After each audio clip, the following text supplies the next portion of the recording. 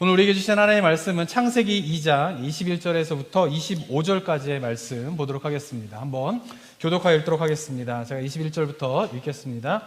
여호와 하나님이 아담을 깊게 잠들게 하시니 잠들매 그가 그 갈빗대 하나를 취하고 살로 대신 채우시고 여호와 하나님이 아담에게서 취하신 그 갈빗대로 여자를 만드시고 그를 아담에게로 이끌어 오시니 아담이 이르되 이는 내 뼈 중에 뼈요 살 중에 살이라 이것을 남자에게서 취하였은즉 여자라 부르리라 하니라.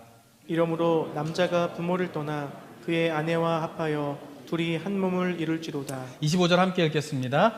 아담과 그의 아내 두 사람이 벌거벗었으나 부끄러워하지 아니하니라. 아멘.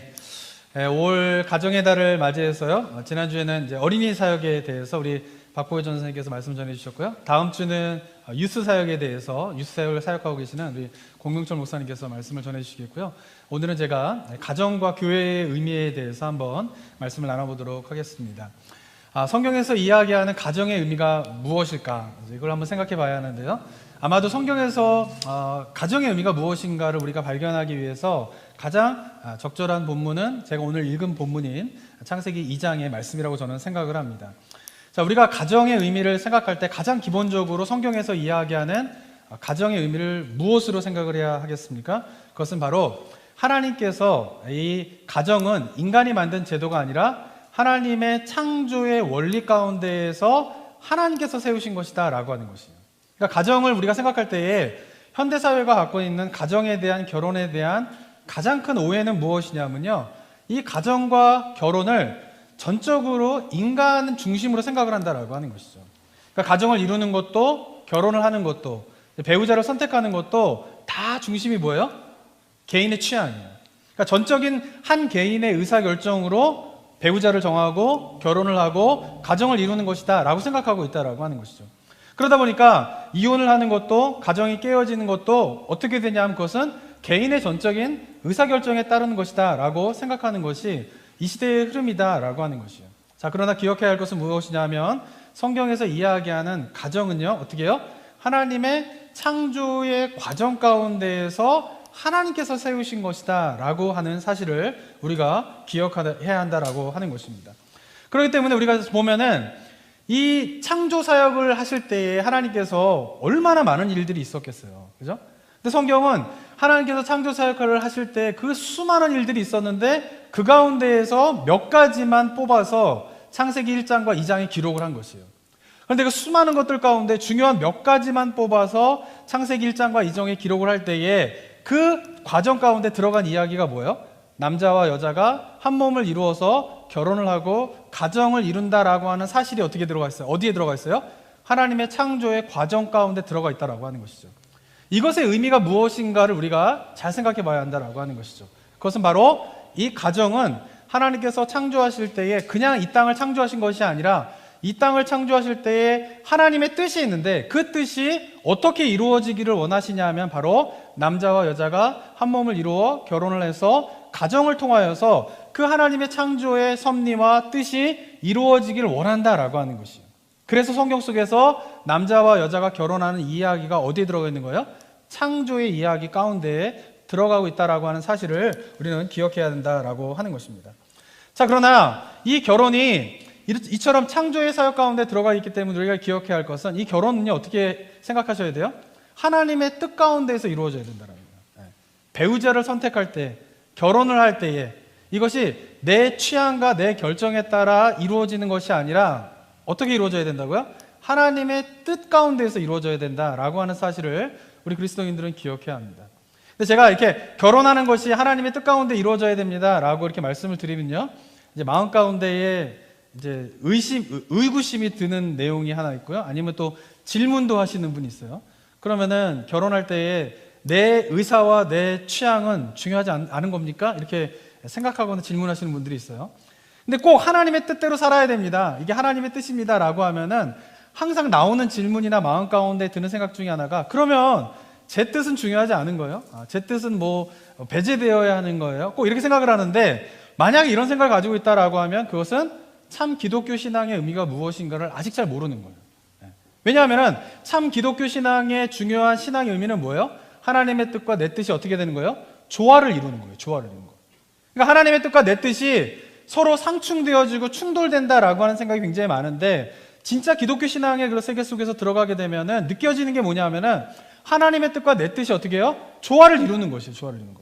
그렇기 때문에 결혼을 할 때에도 하나님의 뜻대로 해야 됩니다라고 말하는 것 속에서는, 그 가르침 속에서는 내 뜻이 배제되어지고 내 의견은 무시되어진다라는 것이 아니라, 그 하나님의 뜻 가운데에서 배우자를 찾고 결혼을 하고 가정을 이룬다는 것 속에서는 나의 의지와 나의 취향과 나의 것들이 포함되어서 그것이 조화를 이루면서 결혼하게 된다라고 하는 것을 의미하고 있다라고 하는 것이죠.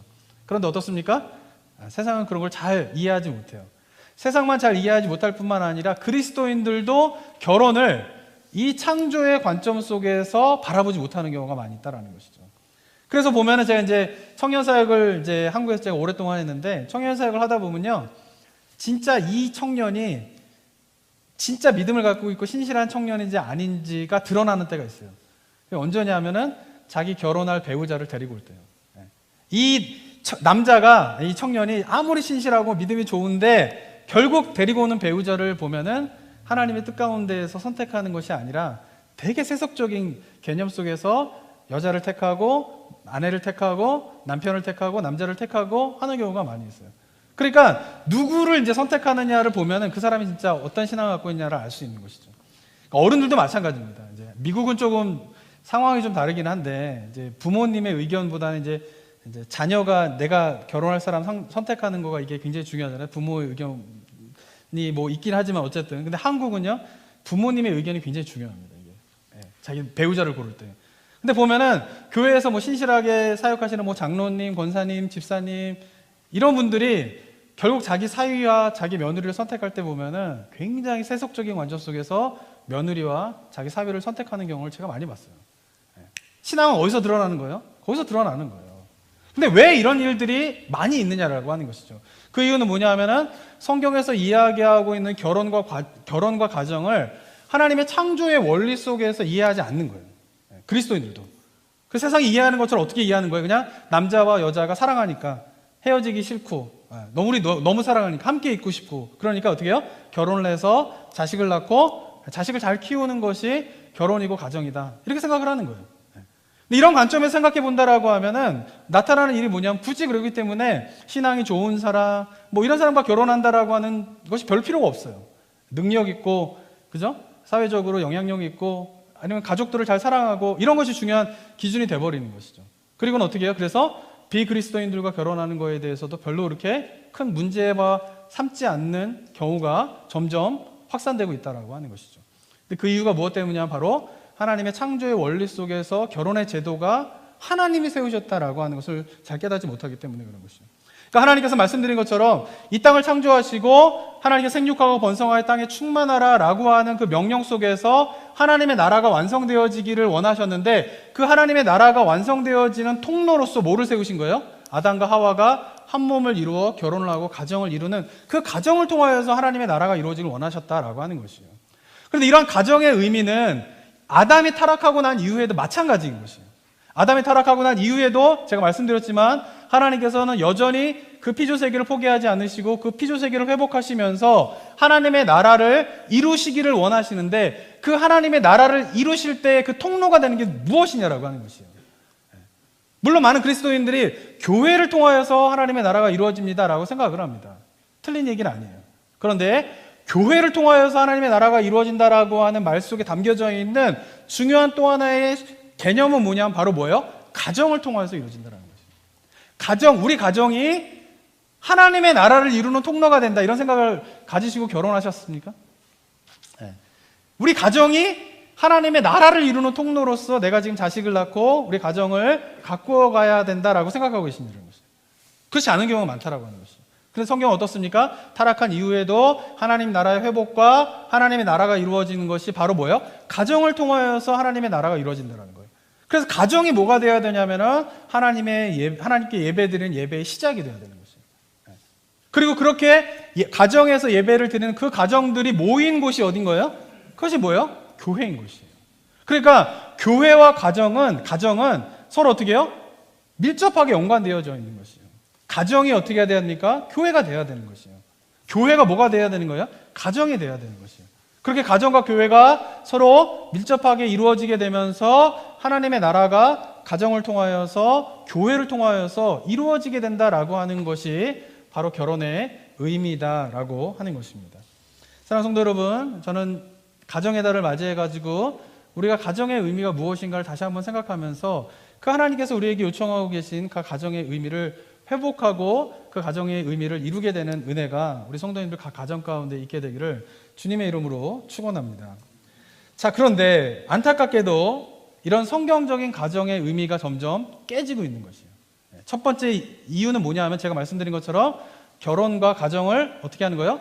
전적인 한 개인의 의사결정에 따라 할 수도 있고 깰 수도 있다라고 하는 생각이 뭐예요? 성경적인 가정의 의미를 깨트려버리는 중요한 생각 중에 하나입니다. 그 문제에 대해서 우리가 한번 생각해 봐야 되는 것이죠. 자, 그런데 이런 가정의 의미를 더 깨트리는 심각한 일들이 이제 한국과 미국에서 우리가 살고 있는 우리의 조국인 한국과 미국에서 일어나고 있다라고 하는 것입니다. 자, 한국에는 법 가운데 어떤 법이 있냐면요.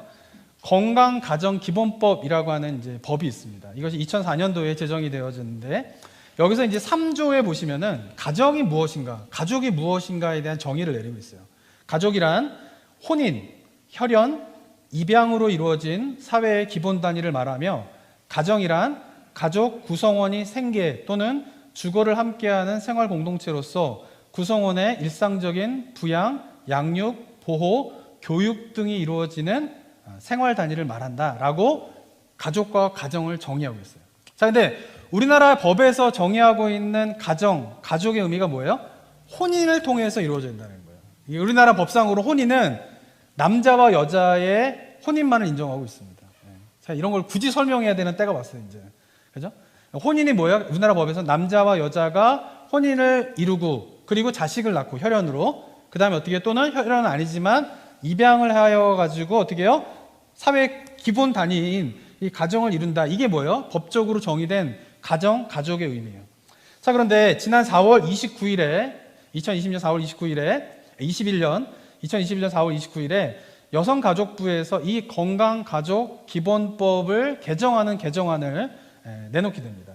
근데 개정안에서 이 개정안이라고 되어 있지만 거의 법을 바꾸는 그런 내용이에요. 그 내용이 뭐냐면은 이 왼쪽에 있는 것이 지금 건강가정기본법, 기존에 있는 그 법이에요. 그래서 3조에 보시면 제가 말씀드린 가족의 정의가 내려져 있죠. 근데 오른쪽은 뭐냐면은 개정안이에요. 근데 개정안에 보시면은 그 3조가 뭐가 되어 있습니까? 삭제가 되어 있어요. 그러니까 아까도 말씀드린 가정은 뭐냐 하면, 가족은 뭐냐 하면 혼인, 혈연, 입양으로 이루어진 사회의 기본 단위를 말한다라고 하는 그 조항이 없어져 버린 거예요. 이것이 의미하는 것이 뭐냐 하면 이제는 뭐예요? 남자와 여자가 결혼을 한 그것만 가정이 아니라 이제 모두 가정이 되는 거예요. 남자와 남자가 살면 그것도 가정이 되는 거예요. 여자와 여자가 살면 어떻게 되는 거예요? 가정이 되는 거예요. 동성 커플도 어떻게 해요? 가정이라는 거예요. 그리고 꼭 결혼이라고 하는 그 제도 속에서 맺는 게 아니라 그런 없이 그냥 동거하는 커플도 있잖아요. 동거하는 커플도 뭐로 인정해 주는 거예요? 가정이 되는 거예요. 가족이 되는 거예요. 그런 법들이 지금 발의가 돼가지고 심의를 거쳐서 이제 법 개정이 이루어지게 된다라고 하는 것이죠. 그러니까 한국에서 지금 일어나고 있는 일이 뭐예요?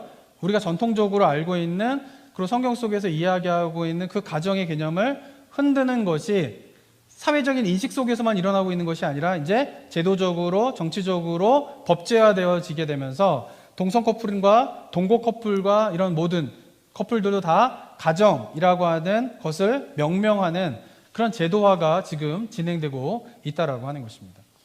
자, 그런데 우리가 살고 있는 미국은 어떻습니까? 이미 이런 일들이 일어나고 있죠. 2015년도에 대법원에서 동성 커플을 합법화하는 판결이 내려지게 됩니다. 그래서 2015년 이후부터 동성 커플을 더 이상 뭐예요? 가정이 아니다 이렇게 말할 수 없어요. 가정이에요. 미국에서는 그냥 법적으로 의미가 있는 것이죠. 그런데 이 동성 커플이 이제 가정이 되는 비율이요 엄청나게 늘어나고 있어요. 그 이후부터 2015년도에 연방 대법원의 판결에 의해 가지고. 그래서 작년에 이제 인구 센서스 조사를 하지 않았습니까, 저희들? 그래서 제가 얼마 전에 인구 센서스 조사를 한 미국에서 조사를 한 거를 결과를 보니까 인구 센서스 조사에서 동성 커플로 등록되어 있는 가정이 56만 8,110가구래요. 그러니까 한 57만 가구가 동성 커플의 가족으로 센서스에 공식적으로 officially 등록되어 있다라고 하는 것이에요. 그런데 이것이 뭐냐면 2015년도에 연방대법원에서 동성 커플을 인정한 2014년도와 비교해 본다면 2014년도와 비교해서 6년 만에 6년 만에 어떻게 돼요? 70%가 늘어났다는 거예요. 그러니까 오피셜리 등록되어 있는 동성 커플만 그렇다는 거예요. 앞으로는 어떻게 될까요? 점점 더 늘어나게 되는 추세가 일어나게 되는 것이죠. 그러니까 미국에 살고 있는데 우리가 미국에 살고 있는 이 사회는 사회적으로, 법적으로, 사회 인식적으로 더 이상 어떻게 해요? 가정은 우리가 생각하고 있는 가정과 다른 개념 속에서 이 사회 속에서는 진행되고 있다라고 하는 것입니다. 자, 그러면서 2015년도에 동성 커플의 그런 합법화가 이루어지게 된 이후부터 일어나게 된 또 하나의 현상은 뭐냐면요. 우리의 자녀들이 지내고 있는 공립학교에서 동성애와 동성 결혼과 관련된 교육이 급증하고 있습니다. 그것을 굉장히 많이 가르치고 있어요. 우리 캘리포니아 같은 경우에는요, 2015년도에 제정된 법이 있는데 그것이 뭐냐면 California Health Youth Act라고 하는 캘리포니아 청소년 건강법이라고 하는 것이 2015년도에 당시 주지사였던 제리 브라운이라고 하는 사람이 서명을 하게 되면서 이제 통과가 되게 됩니다. 그러면서 이 이후부터 이제 캘리포니아에서 진행하려고 하는 것이 뭐냐면은 캘리포니아에 있는 교육 이제 퍼블릭 스쿨에서 7학년부터 12학년까지는 의무적으로 섹슈얼 에듀케이션이라고 하는 공부를 시키는 것이에요. 그리고 초등학교 그 킨더가든부터 6학년까지는 각 학교마다 선택적으로 좀 이루어지게끔 한다라고 되어 있습니다. 저 밑에 보시면 이제 once a year 뭐 이런 식으로 이제 꼭 해야 된다라고 이제 얘기를 하고 있는 것이죠. 그래서 이 법이 마련된 이후에 이제 일어난 게 뭐냐면 이 법을 바탕으로 이제 캘리포니아에서 퍼블릭 스쿨에서 어떻게 성교육을 할 것인가에 대한 이제 커리큘럼과 그것을 셋업하는 작업들이 일어나게 됩니다. 근데 그 작업들, 커리큘럼화 작업을 하게 되는 데에 참여하고 있는 단체들이 있는데 그 단체들이 뭐 플랜드 페런트후드라고 하는 단체, 미국 가족계획연맹, 그다음에 미국 시민자유연맹 이런 단체들이 엄청난 펀드를 내면서 그 커리큘럼을 이제 캘리포니아에 사는 데에 엄청난 역할을 감당하고 있어요. 그런데 이 두 단체가 대표적으로 어떤 단체이냐면은 낙태를 지지하는 단체이고요. 그다음에 동성애를 지지하는 대표적인 단체가 엄청난 펀드를 내면서 지금 캘리포니아에서 이런 과정들을 하는데 굉장히 깊게 참여하고 있다라고 하는 것이에요. 근데 현재까지는 캘리포니아에 있는 그런 그 공립학교에서 아이들이 다 지금 막 이런 교육을 다 모든 아이들이 받고 있다. 그건 아니에요. 아직은 아니에요. 근데 그렇지만 만약에 이 상태로 그냥 흘러가게 된다라고 하면 향후 몇 년 후에는 어떤 일이 벌어지냐면 모든 학교에서 킨더가든부터 12학년에 이르기까지 모든 학교에서 성교육이 이루어지는데 그 성교육 속에는 뭐가 반드시 들어가게 되냐면은 동성애, 그 다음에 동성애적인 성적인 행위, 그것을 어떻게 해야 되는가에 대한 교육이 반드시 들어가게 된다라고 하는 것이에요. 근데 이런 움직임은 캘리포니아는 아직 진행 중이지만 아시는 바와 같이 미국의 많은 주들은 이미 이런 것이 시행되고 있는 주가 굉장히 많이 있어요. 대표적인 주가 이제 매사추세츠인데 이 매사추세츠는 2015년도에 연방에서 동성 커플을 합법화하기 이전에 이미 2003년도에 주 법에 동성 커플을 인정하는 것이 이제 되게 됩니다. 그리고 2003년도에 주에서 동성 커플을 인정하고 난 이후에 벌어진 일이 뭐냐면은 퍼블릭 스쿨에서 아이들에게 이런 교육이 막 일어나게 돼요. 그러자 학부모들이 우리 아이들은 이런 교육을 받지 않을 수 있도록 거부할 수 있도록 해달라라고 하는 요청들이 매사추세츠에서 막 일어나게 돼요. 그런 것 때문에 이제 법적 소송이 이제 붙게 되는데 2007년도에 그 매사추세츠에서 부모가 학교에게 동성 결혼과 동성애에 대해서 교육하는 것에 대해서 관여할 의무가 없다. 이런 판결이 연방 대법원에서 내려지게 됩니다.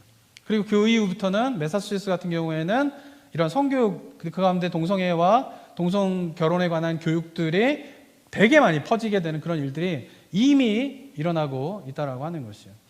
한번 이런 내용을 담은 매사추세츠에서 일어나고 있는 일에 대한 짧은 영상이 준비되어 있는데 한번 영상 한번 같이 보도록 하겠습니다.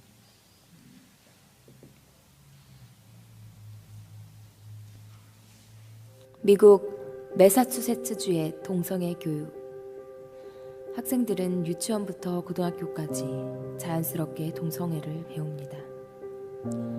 2명의 아버지, 2명의 어머니로 이루어진 가족을 배우게 됩니다. 초등학생들은 교과서를 통해 동성애를 배우게 됩니다.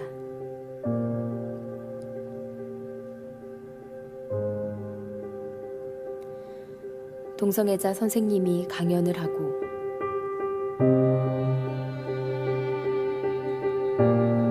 수업 시간에는 동성애자 위인들을 소개합니다.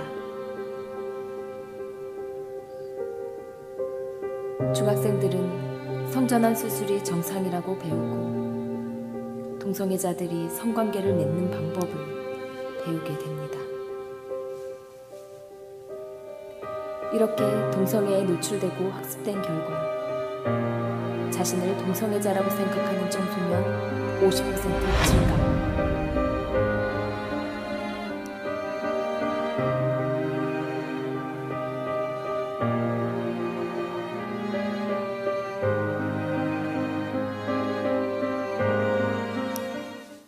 매사추세츠뿐만 아니라 미국의 많은 주들이 이미 이런 교육이 진행되고 있다라고 하는 것이죠. 그래서 제가 한번 도대체 어떤 교재의 내용을 가지고 구체적으로 아이들이 뭘 배우게 되나 이런 게 너무 궁금해졌어요. 그래서 막 서치를 해봤는데 캘리포니아에서는 아직까지 그런 커리큘럼화 되지 않았기 때문에 교재를 구하는 게 쉽지 않더라고요. 그래서 캘리포니아주에서 어느 학교에서는 사용되어지고 아직 다른 학교에서 사용되지 않고 미국 전체 속에서 가장 많은 학교에서 추천 도서로서 성교육 교재로서 추천되어진 도서가 뭔가를 제가 찾아가지고 이제 아마존에 보니까 이런 책이 있어요.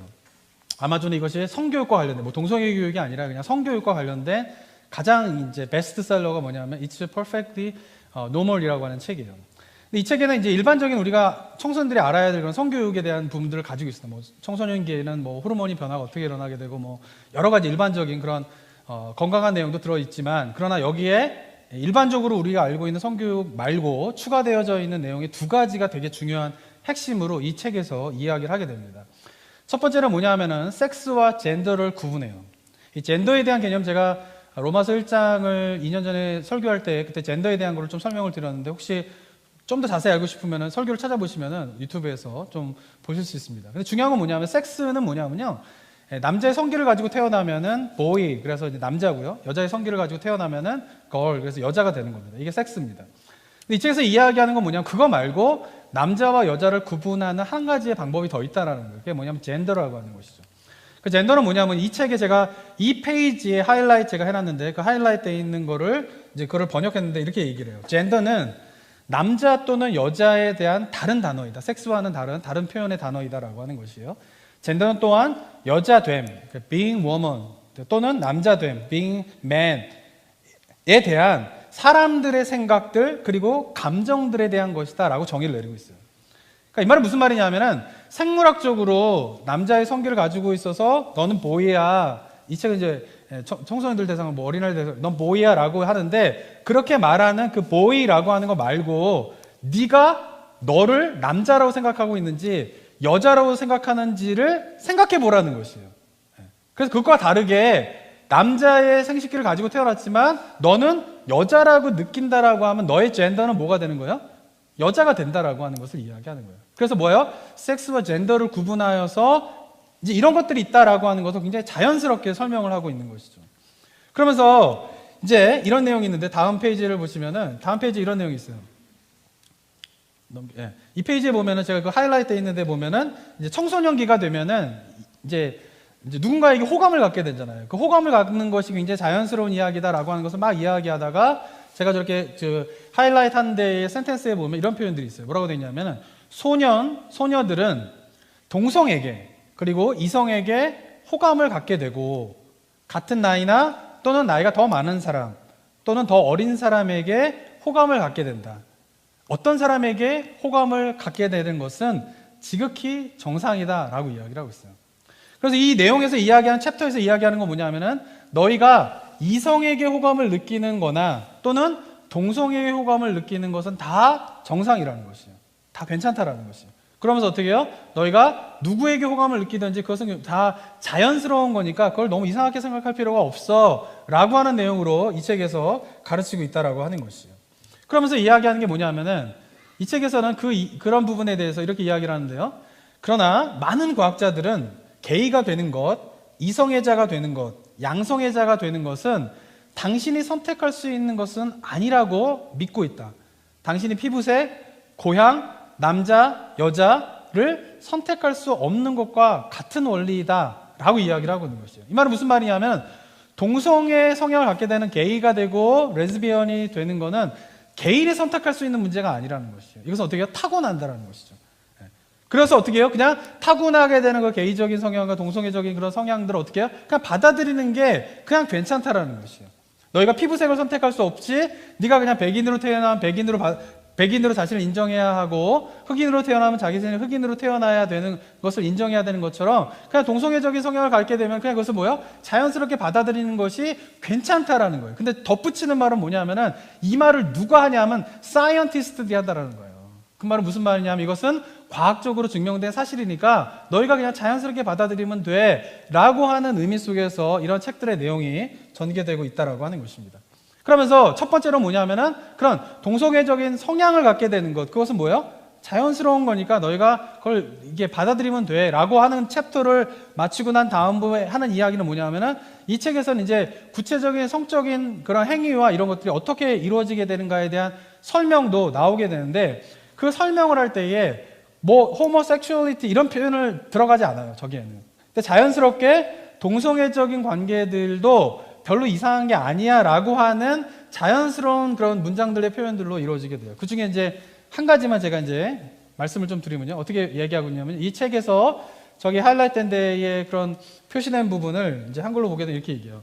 성관계는 남자의 성기와 여자의 성기 사이, 그리고 입과 생식기 사이, 그리고 남자의 성기와 항문 사이의 관계를 포함한다 이렇게 이야기를 해요.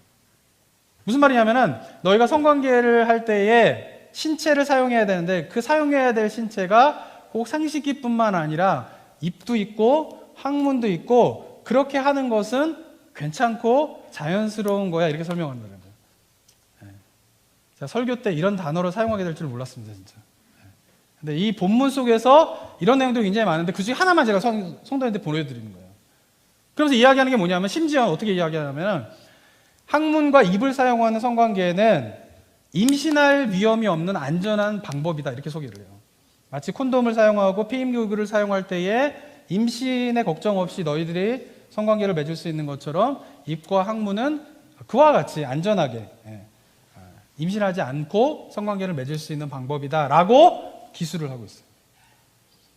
자, 제가 질문 한번 드릴게요. 이런 책 내용이 제가 일부만 보여드렸는데 이걸 그냥 그대로 있는 그대로 성도님들한테 좀 보여드릴 게 필요하겠다 해서 말씀드렸는데 이 책이 몇 학년을 대상으로 이런 책의 내용을 쓰여진 것 같으세요? 네. 아마존을 찾아보시면요. 이 책에 해당되는 연령은요. 9살부터 11살이에요. 초등학교 2학년부터 4학년까지를 대상으로 하는 내용이 이런 내용이에요.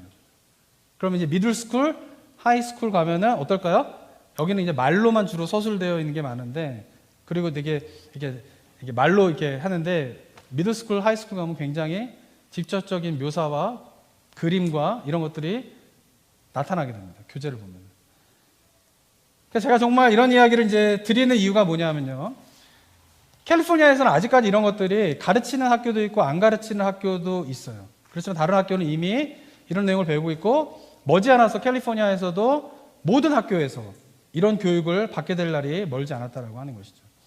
그래서 제가 진짜 어떻게 아이들이 교육을 받나 이런 거를 제가 궁금해가지고 저희 아들한테 일단 물어봤어요. 저희 아들이 7학년인데 7학년 너 이런 거 배운 적 있니? 그러니까 없대요. 뭐 젠더에 대해서 배운 적 있니? 없대요. 그러면 이렇게 뭐 호모섹슈얼리티에 대해서 뭐 배운 적 있니? 없대요. 그래서 제가 얘기했어요. 혹시 학교에서 배우게 되면 아빠한테 꼭 물어봐야 돼. 학교에서 배운 거에 대해서 아빠가 해줄 말이 많이 있으니까 그걸 학교에서 배우게 되면은 물어봐야 돼. 이렇게 얘기했어요. 그러니까 보니까 배우는 학교도 있고 아직 배우지 않는 학교도 좀 있는 것 같아요. 그래서 제가 근데 궁금해가지고 학교에서 진짜 일하고 계신 선생님들한테 제가 좀 아는 분들한테 연락을 드렸어요. 초등학교에서 일하시고 계신 선생님 제가 아는 분한테 연락을 드려보고 중학교에 이제 일하고 계시는 선생님한테 제가 연락을 드려봤어요. 그랬더니 초등학교에서도 아직 이런 것들이 막 뭐 이루어지는 않더라고요.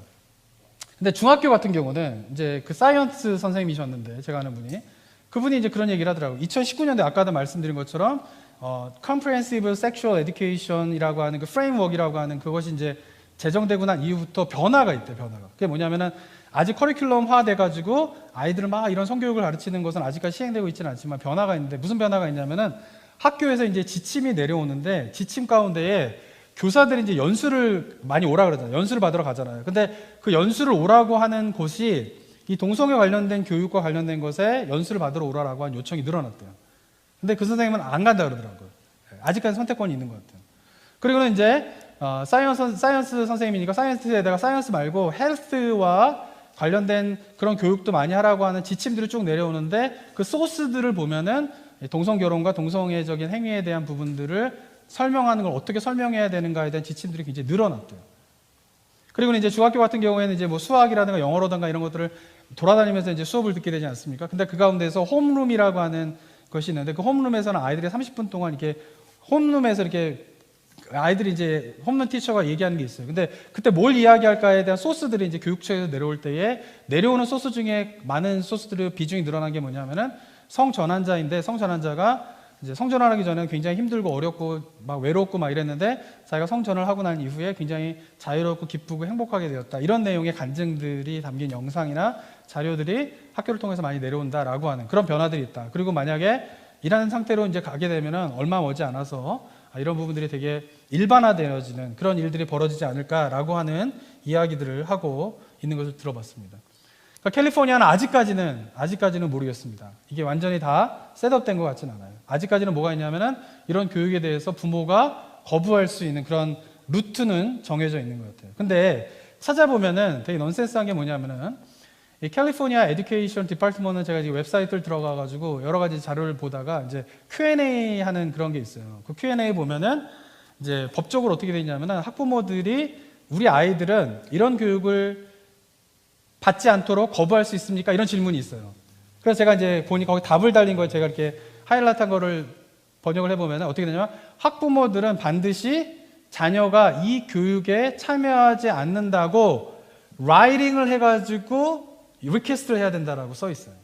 그 말 무슨 말이냐면 학부모가 우리 애는 이거 교육 받기 원하지 않습니다라고 서면으로 써가지고 제출하지 않으면 어떻게 되는 거예요? 아이들은 받게 돼 있다라는 거예요. 그러니까 디폴트가 뭐냐면 아이들은 받는 거고 그 받는 아이들 가운데 부모들이 이 상황을 알고 편지를 써가지고 보내야지만이 그 아이들은 교육을 받지 않게끔 하는 것으로 이야기를 하고 있다라고 하는 것이죠. 그러니까 어떻게 해요? 이 절차가 굉장히 어떻게 해요? 거부하는 절차가 쉽지가 않은 거예요. 디폴트가 뭐야? 기본이 받지 않는 건데 요청을 하면 교육을 받게 되는 게 아니라 받는 게 기본이고요. 그런데 학부모들이 그것을 거부할 수 있는 것을 써가지고 제출을 해야지만이 이 아이들은 이런 교육을 받지 않게 된다는 식으로 약간 절차가 복잡하게 있다라고 하는 것이죠. 그래도 아직까지는 법적으로는 부모들이 이런 부분에 대해서 빨리 알고 이것을 요청해가지고 아이들이 그런 교육을 받지 않는 그런 루트는 마련되어 있긴 하지만 머지않아서 의무적으로 되지 않을까라고 하는 우려들도 많이 이야기를 하고 있습니다. 제가 어버이날 또 가정의 달에 어쩌면 이렇게 좀 암울하고 우울한 이야기를 드린 이유가 무엇 때문이냐면요.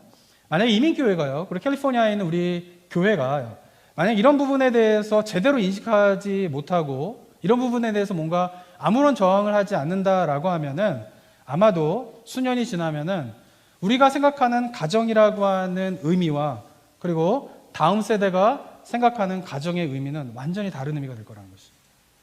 우리 아이들은 그냥 daddy, mom 아이들이 이야기하는데요. 이 daddy, mom이라고 하는 단어 자체도 달라질 수 있어요. 지금 그것에 대해서 동성애자들은 문제가 있다. 이 단어들은 다른 단어를 써야 된다. 이렇게 얘기를 하고 있죠. 그리고 초등학교 같은 경우에는 올해부터 좀 변화되어지는 게 뭐냐면은 아이들의 화장실 문제가 boy, girl만 있으면 안 된다라고 하는 지침들이 내려와서 초등학교마다 지금 변화되어지는 것이 뭐냐면 아이들이 화장실을 선택할 수 있도록 꼭 보이는 보이끼리 뭐 이런 게 아니라 갈 수 있는 것에 대한 것들이 그런 부분들이 초등학교에서 점점 진행되고 있다라고 하는 것이죠. 그러면서 점점 어떻게 되고 있어요? 그러면서 확산되고 있다라고 하는 것이죠. 그러니까 제가 이런 이야기를 들으니까 뭐냐면은 동성애를 지지하는 단체들은요 굉장히 치밀하게 정말 이것이 가랑비에 옷 젖는지 모르듯이 점차 어떻게 해요? 공교육에서 이런 교육이 일반화되도록 노력을 하고 있는데 근데 교회는 이런 부분에서 굉장히 지혜롭고 적극적으로 잘 대처하지 못한다라고 하는 생각을 제가 많이 갖게 되었던 것이에요. 그래서 가정의 달을 맞이해가지고 지난주, 오늘 그리고 다음 주에 걸쳐가지고 좀 3주 동안 다음 세대에 대해서 우리가 좀 함께 고민하고 기도해보고 좀 생각해보려고 하는 이유가 바로 여기에 있는 것입니다. 뭐 다들 그러시겠지만 제가 중고등학교 다닐 때는요 교회에서 배우는 옳다라고 하는 것과 학교에서 배우는 옳다라고 하는 것이 다르지 않았어요. 그러니까 교회에서 전도사님이나 선생님들이 너 학교에서 뭐 배우니? 학교에서 도대체 뭘 배우는 거 이런 물어볼 필요가 없었어요. 왜냐하면 뭐요? 학교에서 배우는 거는 나쁜 거는 안 가르치지. 어떻게 해요? 다 좋은 거 가르치잖아요. 학교 다니시면서 학교에서 나쁜 거 가르친다고 생각하면서 학교에서 다녀보신 분 계세요? 없단 말이에요. 교회에서도 그래서 사역을 할 때 얘가 학교에서 뭘 배우니 이게 관심 있지 않았어요. 왜? 그냥 학교에서 배우는 거는 뭐예요? 다 좋은 거니까. 그리고 어떻게 교회에서는 그렇지만 또 교회에서 아이들이 성경과 말씀을 가지고 어떻게 양육하고 교육해야 되나 이런 데 초점이 있었다라고 하는 것이죠. 그런데 앞으로 교회 사역은 달라져야 돼요. 다음 세대를 바라보면서 어떻게 되냐면 다음 세대 아이들이 학교에서 뭘 배우는지를 교회가 알아야 돼요. 더 나아가서는 여기는 이제 부모님들이 계신데 부모님들이 아셔야 돼요. 할아버지 할머니들이 아셔야 돼요. 할아버지 할머니들이 우리 손자 손녀 우리의 그다음에 아버지 어머니들이 우리의 자녀들이 학교에서 뭘 배우는지를 아셔야 돼요. 보시면 우리가 생각하는 가정과 전혀 다른 개념의 가정을 학교에서 배우고 있다라고 하는 것이죠. 그러면서 어떻게 해요? 그것에 대해서 아이들한테 어떻게 성경적으로 올바른 가치관으로 설명할지를 노력하고 준비하지 않는다라고 하면은 우리 아이들은 다음 세대는요, 아까도 말씀드린 것처럼 우리가 생각하는 가정의 개념과는 완전히 다른 가정의 개념으로 갖게 되는 그런 일들이 머지않아 일어날 수 있다라고 하는 것입니다. 저는 그런 차원에서 교회가 이 역할을 잘 감당해야 된다고 생각을 하는 것이죠. 왜냐하면은 다들 겪어보셨겠지만 자녀들하고 한번 동성애에 관해서 이야기를 해보세요. 뭐라고 설명해 줄지 모르겠죠. 그냥 안 돼. 그냥 잘못된 거예요. 아이들이 받아들이질 않아요. 요즘 아이들이 왜 그런지 이것이 뭐가 잘못됐는지에 대해서 잘 설명해 주지 않으면 요즘 아이들은 옛날처럼 부모님이 이건 나쁜 거야 라고 하면 그냥 나쁜 거라고 받아들이지 않아요. 왜 그런데? 이렇게 하는 거죠. 문제는 뭐냐면 크리스찬 부모들도 동성애에 관해서 이야기를 한다라고 하면은 그걸 성경적으로 뭐가 문제인지에 대해서 잘 설명 못 하는 거예요. 그리고 사회적으로 현상적으로 목사도 그래요. 목사도 사회적으로 현상적으로 너무 많은 일들이 벌어지게 되니까 그런 부분들을 하나하나씩 다 정말 이렇게 그런 부분에 설명하고 대답을 해주려고 하면 굉장히 많은 공부를 해야 돼요. 저 스스로가. 그러니까 그것을 한 가정에서 한 부모가 자녀에게 올바른 이 세대에서 가르치고 있는 것과 다른 건강한 가치관을 심어준다라고 하는 것이 이제는 한 가정이 감당할 수 있는 역량을 벗어나고 있다라고 하는 것입니다. 옛날처럼 우리 부모님들이 내 자녀의 가치관은 내가 잘 키워야 된다라고 하는 걸 열심히 키우시는데 지금은 그렇게 열심히 키우고 싶지만 세상에 변화되어지는 그런 현상들에 비교해 본다라고 하면 부모들이 그것을 감당할 만한 역량이 한계가 있다는 것이에요. 그래서 뭐 부모가 무능하거나 뭐 교육을 못 받았거나 이런 차원이 아닌 거예요. 그렇기 때문에 어떻게 해요? 그런 크리스찬 가정들이 우리의 자녀들을 어떻게 성경적 가치관을 가지고 심어줄 건가에 대해서 함께 노력하고 애쓰지 않는다라고 하면 다음 세대는 완전히 다른 가정의 개념을 가지고 살아갈 수 있게 된다라고 하는 것이죠. 저는 그런 의미에서 저희가 교회를 한번 미래에 우리 교회가 어떤 모습으로 나아갈지에 대해서 한번 생각할 때에 그 다음 세대에 대하여서 그들에게 올바른 성경적인 가치관과 올바른 가치관을 심어주는 것이 너무나 중요한 교회의 사명이다라고 생각을 하는 것이죠. 정말 우리가 영적인 전쟁을 해야 되는데 우리가 치러야 할 영적인 전쟁은 뭔가 귀신과 싸우고 뭐 악령과 싸우고 이런 게 아니라요. 우리의 자녀들과 아이들에게 올바른 성경적인 가치관을 심어주기 위해서 교회가 전적으로 노력하는 것이 정말 교회가 감당해야 될 영적인 전쟁이라는 생각을 갖게 되는 것입니다. 이 가운데는 아마 어쩌면 자녀들이 다 장성해가지고 더 이상 저희 교회 선데이스쿨에 나오지 않는 부모님들도 많이 계실 거라고 생각이 듭니다. 그렇지만 기억해야 할 것은 뭐냐면요. 혈연적으로 내 아들, 내 딸은 아니지만 그러나 기억하셔야 할 것은 이 미국 사회, 이민 사회에서 내 혈연적인 아들, 딸들은 아니지만 정말 코리안 아메리칸들, 특별히 그 가운데 크리스찬 어린이들, 크리스찬 청소년들을 우리가 다 어떻게 해야 돼요? 그리스도 안에서 우리의 아들, 딸로 삼으셔야 돼요. 그래서 교회 안에서 있는 자녀들에게 할아버지, 할머니가 돼주시고 삼촌, 이모가 돼주시고 아버지, 어머니가 돼주셔서 교회가 커다란 하나의 가정으로서 옛날에 가정에서 부모가 자녀들에게 가치관을 심어주고 알려줬던 그 역할들을 이제는 교회 전체가 함께 모든 어른들이 함께 나서지 않으면은 이 물결 속에서 아이들은 그 물결에 휩쓸릴 수밖에 없는 그런 시대가 되었다라고 하는 사실을 우리 성도님들이 기억하셨으면 좋겠습니다. 그래서 저희들이 먼저 우리 성도님들이 하셔야 될 일은 뭐냐면요. 당장 각 가정에 가셔서 자녀들에게 그리고 손자와 손녀에게 성경에서 이야기하는 결혼의 의미가 무엇인가 이걸 좀 알려주세요. 하나님의 창조의 섭리 속에서 그 결혼의 의미가 갖고 있는 것이 무엇인가 그리고 그것을 통하여서 또한 우리 가정도 하나님의 창조의 섭리 속에서 우리 가정이 어떻게 하나님의 뜻을 이룰 것인가 이런 이야기들을 먼저 가정에 가서 자녀들에게, 손자, 손녀들에게 좀 해주시기 바랍니다. 그리고는 함께 저희 교회가 함께 다음 세대에 올바른 성경적인 가치관을 심어줘서 우리 다음 세대는 우리와 같은 다른 개념을 가지고 가정을 바라보지 않도록. 저는 아까 이렇게 막 자녀들이 뭐 어머니 하면 생각나는 거 이런 이야기들을 하게 될 때에 향후 몇 년 뒤면은 어떤 이야기들이 나오게 될까 이런 생각들이 좀 많이 들게 되는 것 같아요. 그렇지 않고 우리 자녀들이 함께 정말 하나님 앞에서 건강한 가치관을 가지고 성장해 갈 수 있도록 교회가 감당해야 될 그 사명들을 정말 잘 감당하는 그런 교회가 저희 나성북부 교회가 되었으면 좋겠습니다. 함께 기도하도록 하겠습니다. 이 시간 함께 기도하며 나아갈 때에 먼저 우리 가정을 위해서 기도했으면 좋겠습니다. 근데 우리 가정이 그냥 아이들이 공부 잘하고 이민사회에서 성공하고 이런 기도만 우리의 기도가 되지 않았으면 참 좋겠습니다. 정말 중요한 건 뭐냐면 이제 아이들의 가치관의 문제입니다. 학교에 맡겨놓으면은 학교에서 좋은 거 가르쳐서 잘 자라겠지? 그런 시대가 아닙니다. 우리가 기도하며 나아갈 때 우리 가정이 먼저 하나님 안에서 건강한 성경적인 가치관을 가지고 정말 하나님께 창조의 원리 속에서 가정을 통하여서 하나님의 뜻을 이루기 원하시는 그 주님의 마음을 깨닫는 가정이 되게 하여 주시고 그 뜻을 이루어가는 복의 통로로서 가정이 될 수 있도록 위해서 가정을 위해서 기도하시기 바랍니다. 더 나아가서는 이 교회가 정말 커다란 하나의 가정으로서 우리 모두가 패밀리가 되어서 다음 세대에게 건강한 하나님의 가치관들을 심어주게 되는 그 역할들을 잘 감당하며 나아가는 교회의 모습이 될 것을 위하여서도 이 시간 함께 기도했으면 좋겠습니다. 함께 기도하며 나아가도록 하겠습니다. 기도하겠습니다.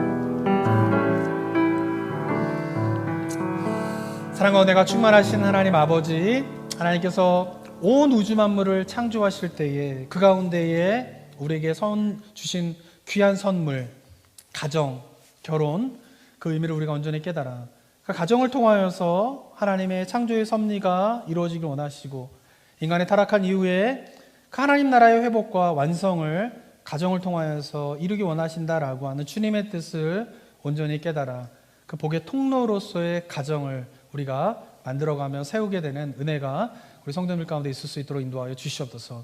그러나 이 세대가 너무나 혼란한 가운데 있기 때문에 우리의 자녀들은 우리가 알고 있는 그런 가정과 전혀 다른 개념의 가정을 배우고 있고 그런 것이 일반화되어지는 환경 속에서 살아가게 됩니다. 우리 모두가 커다란 교회가 패밀리가 되어서 가족이 되어서 그 자녀들에게 건강한 성경적인 가르침을 심어주고 알려주게 되는 이 교회의 사명을 잘 감당하는 저희 모두가 되게 하여 주시옵소서.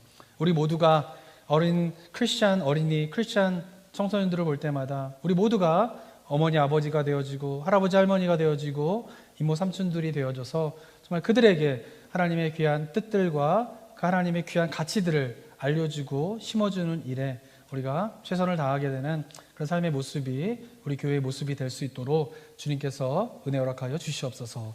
감사드리며 예수 그리스도의 이름으로 기도드립니다. 아멘.